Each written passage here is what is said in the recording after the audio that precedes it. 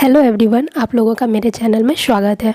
जैसा कि आप देख रहे हो, हम लोग total 500 previous year GK question की सीरीज़ कर रहे हैं और आज यह इस सीरीज़ की 4th वीडियो है। ठीक है, इससे पहले हम लोगों ने 3 वीडियो किया जिसमें हम लोगों ने 2020, 19 और 2018 के क्वेश्चन को कवर किया और आज जो है इस वीडियो में हम लोग 2016 के क्वेश्चन को कवर करेंगे।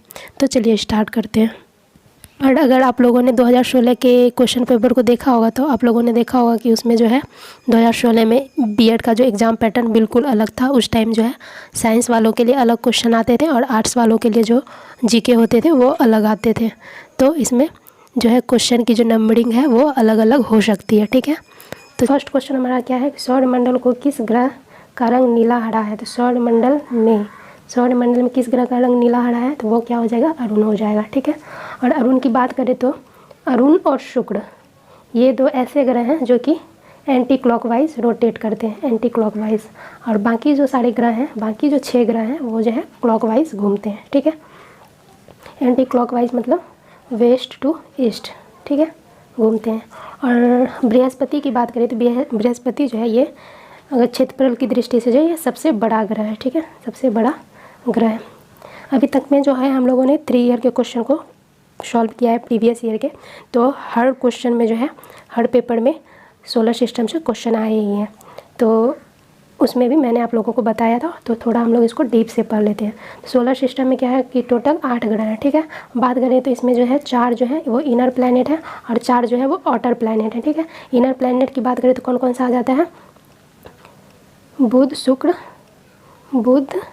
शुक्र, पृथ्वी और मंगल। और आउटर प्लैनेट की बात करें तो वो कौन सा आ जाता है, बृहस्पति, शनि, अरुण, वरुण। और सबसे क्षेत्रफल की दृष्टि से अगर बात करें सबसे बड़ा कौन सा है, बृहस्पति है। और इसको जो है इस बृहस्पति में जो है लाल स्पॉट मतलब लाल धब्बा भी पाया जाता है, जहाँ से कि विनाशकारी तूफान आते हैं, जिस कारण से जो है बृहस्पति को क्या वैक्यूम क्लीनर ग्रह भी कहते हैं, वैक्यूम क्लीनर। ठीक है, वैक्यूम क्लीनर ग्रह भी कहते हैं।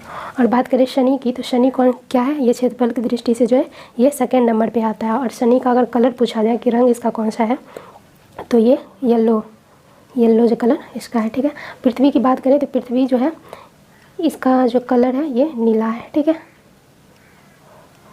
और क्षेत्रफल की दृष्टि से बात करें तो ये कितने नंबर पे आता है, तो ये हमारे 5 नंबर पे आता है। ठीक है, अगला क्वेश्चन देखते हैं। अगला क्वेश्चन है, किस देश को लैंड ऑफ थंडर ड्रैगन कहा जाता है। तो लैंड ऑफ थंडर ड्रैगन जो है ये भूटान को कहा जाता है। अगर मैप पे देखें भूटान कहाँ है, तो भूटान इस तरह से, मैप सही नहीं बन रहा बट फिर भी समझ लेंगे। ये तो ये जो है ये वाला एरिया जहाँ से कि यहाँ पे हमारा क्या पड़ता है, यहाँ सिक्किम पड़ता है और यहाँ अरुणाचल प्रदेश, ये दोनों के बीच में जो है ये भूटान पड़ता है। और भूटान की बात करी जाए राष्ट्रीय चिन्ह तो वहाँ का राष्ट्रीय चिन्ह भी जो है ड्रैगन है। ठीक है, इसलिए इसे थंडर ड्रैगन के नाम से जाना जाता है। अगले कुछ और बात करें इसके भूटान की राजधानी की तो कौन सी हो जाएगी, राजधानी इसकी थिम्पू हो जाएगी। ठीक है, और नेपाल की बात करें तो नेपाल की कौन सी हो जाएगी, काठमांडू। और बांग्लादेश की ढाका। और म्यांमार की नाइपितो।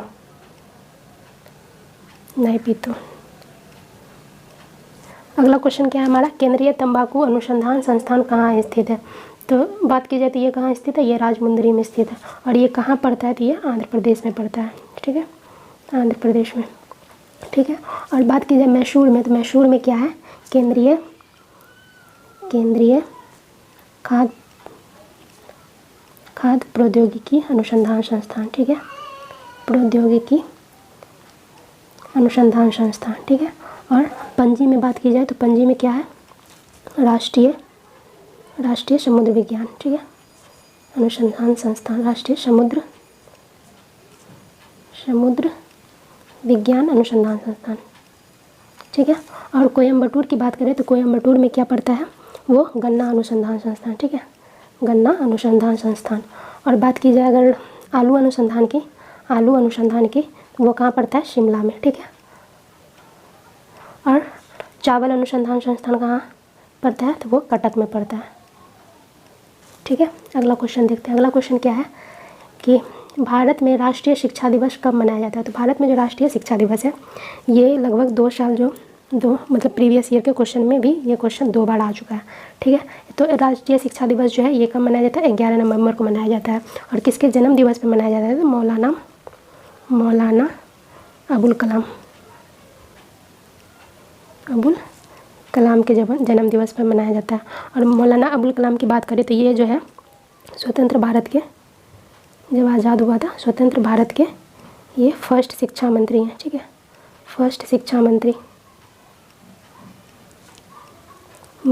ठीक है। और अब बात करी जाए 11 जुलाई को, तो 11 जुलाई को क्या मनाया जाता है? विश्व जनसंख्या दिवस, विश्व जनसंख्या दिवस, ठीक है। और अगर 25 मार्च की बात करें तो 25 मार्च को क्या मनाया जाता है? गणेश शंकर विद्यार्थी का बलिदान दिवस। तो ये इतना इम्पोर्टेंट नहीं है, ठीक है। और अगले क्वेश्चन चलते हैं। अगला क्वेश्चन क्या है कि कौन सा देश प्रथम पर्यावरणीय लोकतंत्र सूचकांक में शीर्ष स्थान पर है? तो ये तो क्वेश्चन हम लोग 2016 का कर रहे हैं, ठीक है, 2016 का प्रीवियस ईयर क्वेश्चन है। अगर अभी की बात की जाए तो अभी क्या है? इन्वायरमेंटल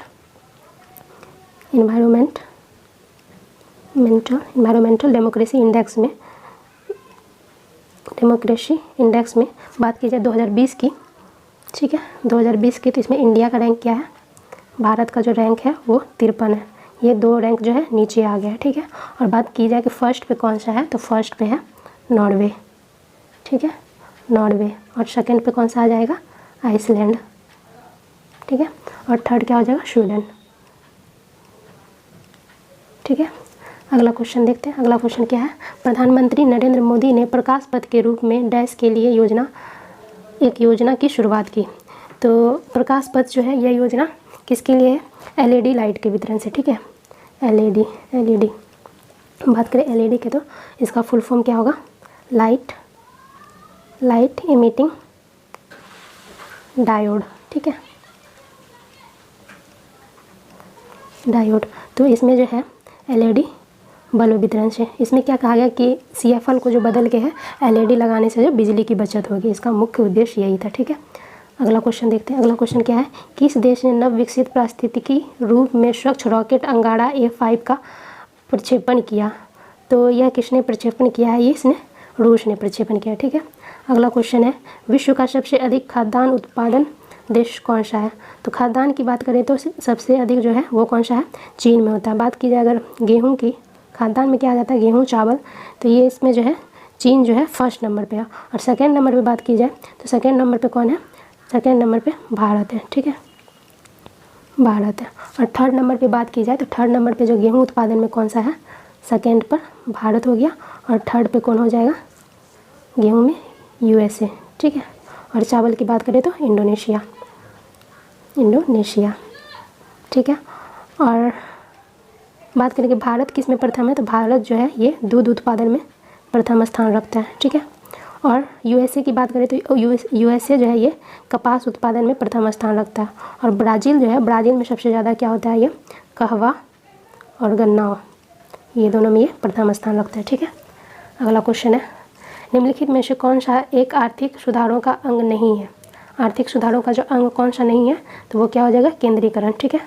अगला क्वेश्चन है निम्नलिखित में से कौन सा मस्तिष्क की गतिविधि को रिकॉर्ड करता है? तो मस्तिष्क की गतिविधि की बात की जाए तो ये कौन रिकॉर्ड करता है? EEG की बात करें तो इसका फुल फॉर्म क्या हो जाएगा? इलेक्ट्रो इंसेफेलोग्राम, ठीक है, फेलोग्राम। और अगर CT स्कैन की बात की जाए तो CT स्कैन का फुल फॉर्म क्या होता है? कंप्यूटर, CT का कंप्यूटर टोमोग्राफी, ठीक है, टोमोग्राफी, ठीक। इसमें CT स्कैन को ना 3D मतलब इसको क्या कह सकते हैं? 3D एक्सरे भी बोल सकते हैं, ठीक है। और इसमें टोमोग्राफी में क्या किया जाता है कि किसी भी चीज़ को जो छोटे छोटे सेक्शन में काट कर इसका अध्ययन किया जाता है, ठीक है। और अगला ये क्या है? ECG। अगर ECG की बात करें तो ECG का फुल फॉर्म क्या हो जाता है?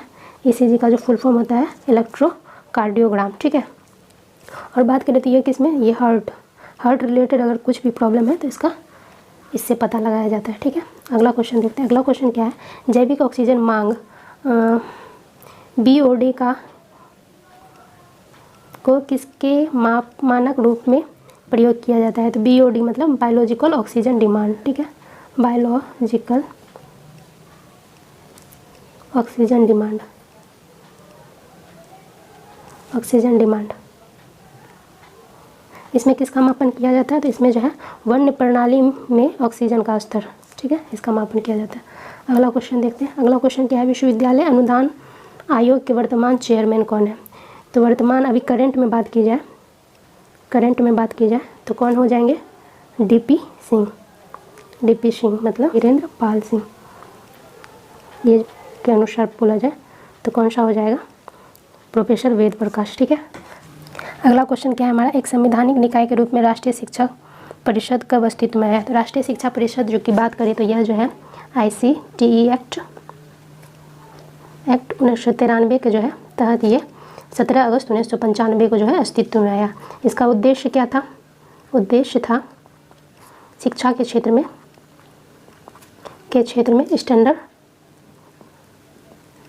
स्टैंडर्ड प्रोसीड्यूर और प्रोसेस, ठीक है। अगर ICTE की बात करें तो ICTE का फुल फॉर्म क्या हो जाएगा, ये इंफॉर्मेशन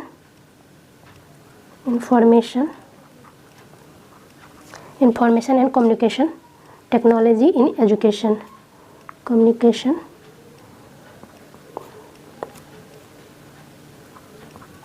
टेक्नोलॉजी इन एजुकेशन, ठीक है।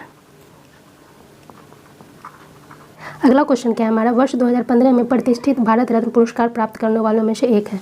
तो 2015 की बात की जाए तो किसको दिया गया था, पंडित मदन मोहन मालवीय को, ठीक है। और अभी करंट की बात की जाए 2019 की बात की जाए तो किसको दिया गया है, भारत रत्न प्रणब मुखर्जी, ठीक है, जो कि पूर्व राष्ट्रपति भी रह चुके हैं। और उसके बाद जो है भूपेन हजारिका, ये जो है कौन है, तो ये असम के संगीतकार है, ठीक है। और तीसरा जो दिया गया वो नानाजी देशमुख को, ठीक है। नानाजी देशमुख की बात की जाती है, महाराष्ट्र के सामाजिक कार्यकर्ता है, ठीक है। अगला क्वेश्चन देखते हैं। अगला क्वेश्चन है, हिमालय पर्वत श्रृंखला निम्न में से किसके अंतर्गत आती है। तो अगर पर्वत की बात की जाए तो पर्वत जो है वो 4 टाइप के होते हैं, ठीक है, 4 टाइप। कौन सा है, फर्स्ट है वलित पर्वत, फिर अवशिष्ट पर्वत, ब्लॉक पर्वत और ज्वालामुखी पर्वत, ठीक है। और हिमालय की बात की जाए तो हिमालय किसके अंतर्गत आती है, तो वो आती है वलित पर्वत के अंतर्गत, ठीक है। और हिमालय की उत्पत्ति की बात की जाए, किसकी उत्पत्ति किससे हुई है, वलित पर्वत को जो आप है फोल्ड माउंटेन भी बोल सकते हो, फोल्ड माउंटेन, ठीक है। और उत्पत्ति की बात की जाए तो इसकी जो उत्पत्ति हुई है तैतीस सागर से हुई है, सागर से, ठीक है। अगला क्वेश्चन देखते हैं। अगला क्वेश्चन है, गुप्त वंश में शिक्षा का एक प्रतीक किस विश्वविद्यालय को माना जा सकता है। गुप्त वंश की बात करें तो इसके जो संस्थापक कौन थे, श्रीगुप्त, ठीक है, श्रीगुप्त। और इस टाइम जो है कौन, किसको माना जाएगा, तो वो जो है नालंदा विश्वविद्यालय को, ठीक है। और नालंदा विश्वविद्यालय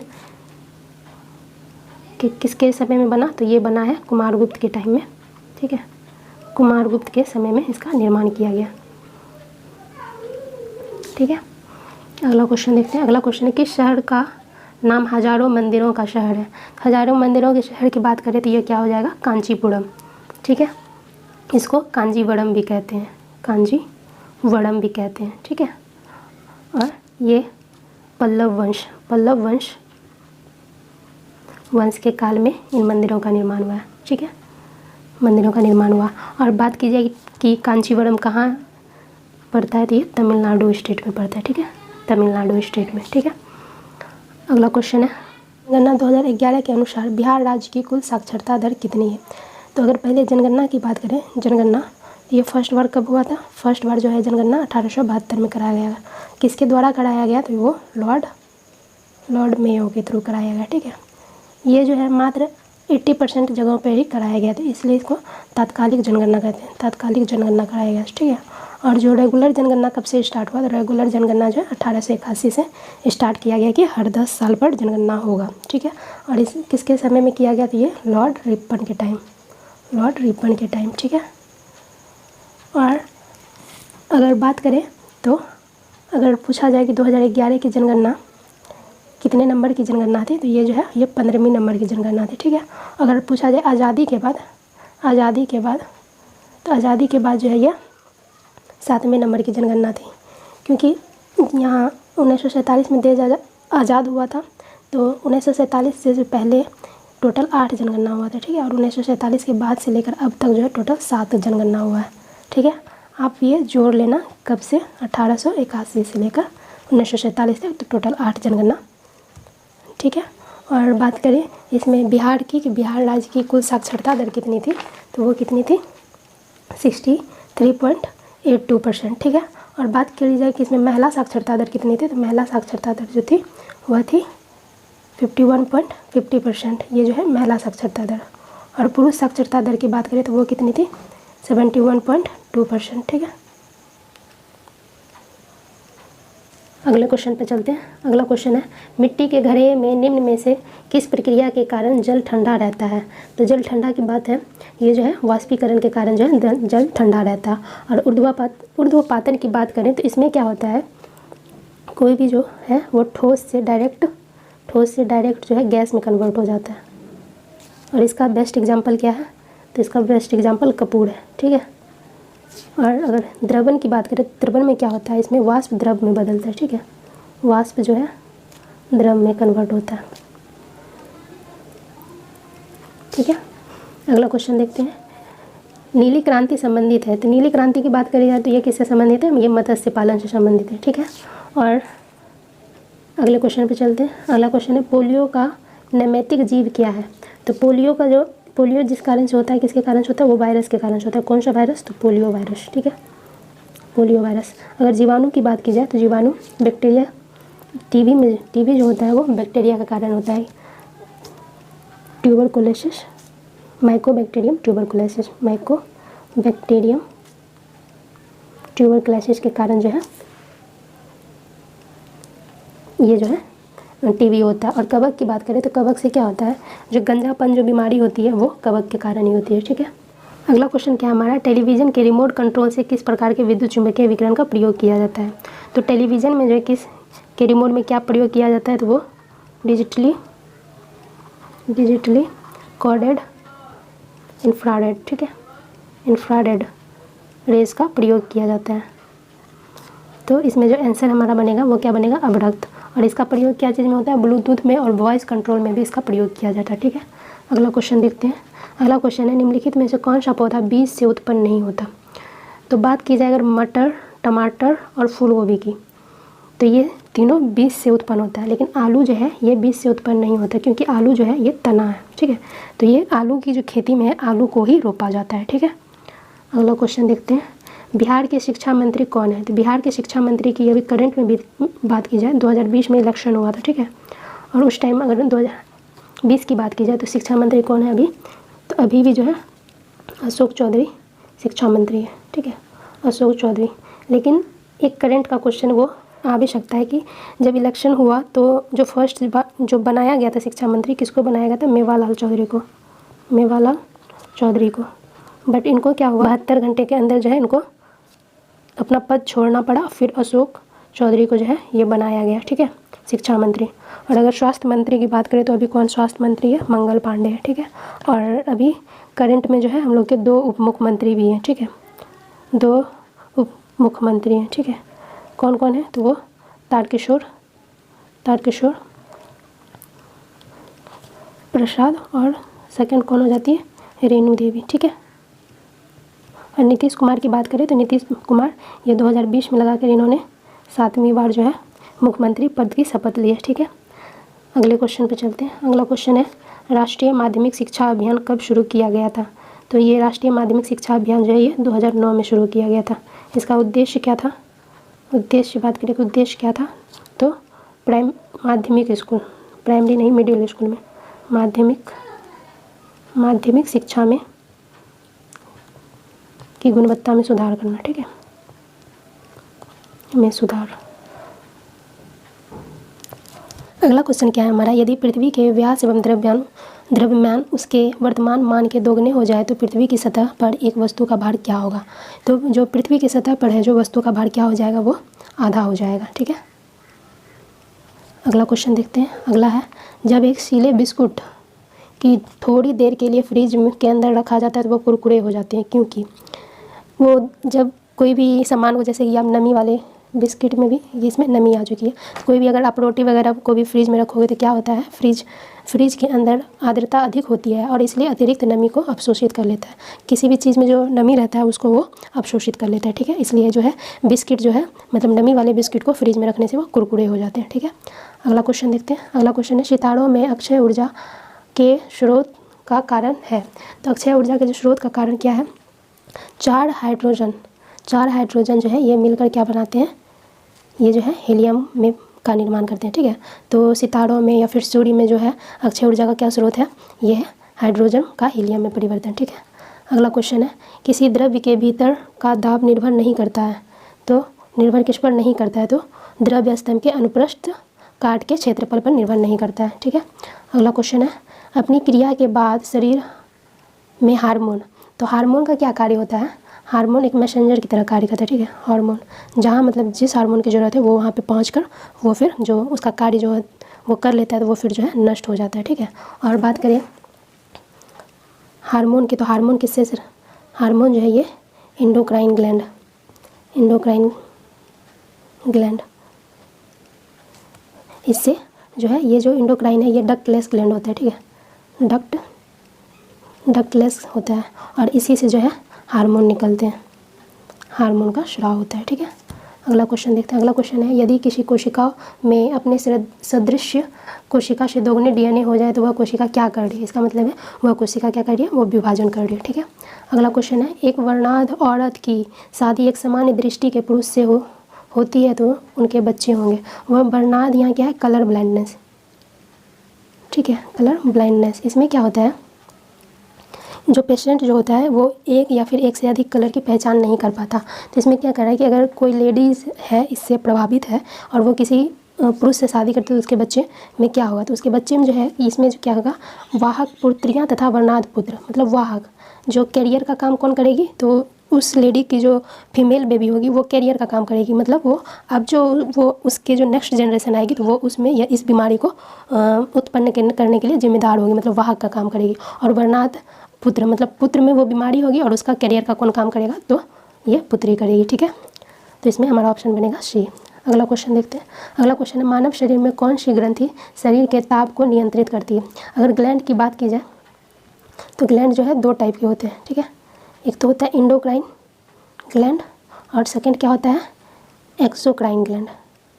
एंडोक्राइन ग्लैंड क्या होता है कि इसमें जो है शरीर के अंदर ये स्राव होता है और एक्सोक्राइन ग्लैंड जो है ये शरीर के बाहर इसका स्राव होता है, ठीक है। तो एंडोक्राइन ग्लैंड की बात करें तो ये क्या होता है, ये डक्टलेस होता है, डक्टलेस मतलब नलिका विहीन होता है और इसी में जो है हार्मोन का स्राव होता है, हार्मोन, ठीक है। और अगर एक्सोक्राइन ग्लैंड की बात करें तो एक्सोक्राइन जो है ये इसमें डक्ट पाए जाते हैं, ठीक है, डक्ट ग्लैंड इसको कहते हैं।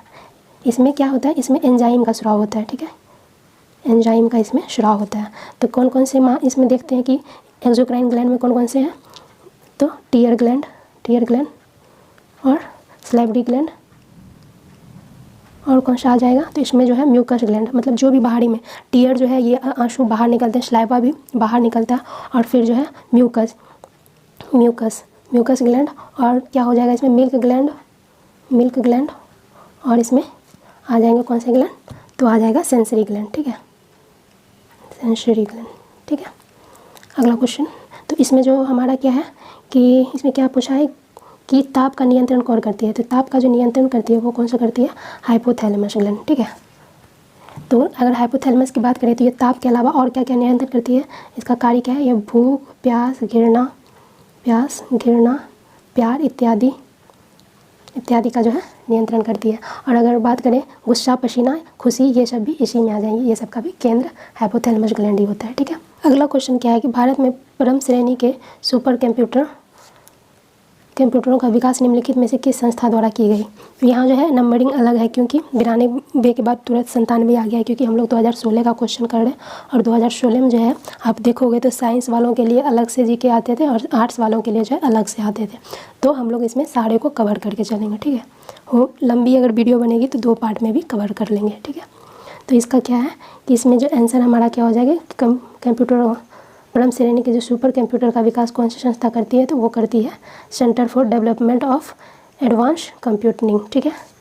अगला क्वेश्चन देखते हैं। अगला क्वेश्चन है निम्नलिखित में से कौन सा मल्टीमीडिया प्रस्तुतिकरण का हिस्सा नहीं है। तो मल्टीमीडिया क्या होता है? मल्टीमीडिया एक माध्यम होता है जिसके द्वारा जो है विभिन्न प्रकार की जानकारी को अलग अलग माध्यम से जो है प्राप्त किया जाता है। तो अगर इसका हिस्सा पूछेगा कौन सा नहीं है, तो वो क्या आ जाएगा, मेमोरी या कीबोर्ड। मल्टीमीडियम क्या, अब ग्राफिक्स, ऑडियो, वीडियो, टेक्स्ट और क्या, एनिमेशन, ये सब जो है इसके एग्जाम्पल है मल्टीमीडिया के, ठीक है। अगला क्वेश्चन देखते हैं। निम्नलिखित में से कौन कंप्यूटर क्षेत्र में एक टोपोलॉजी नहीं है, तो वो कौन सा हो जाएगा, कैप, ठीक है। अगला क्वेश्चन देखते हैं। अगला क्वेश्चन है कौन सा नेटवर्क एक प्रकार का नेटवर्क नहीं है।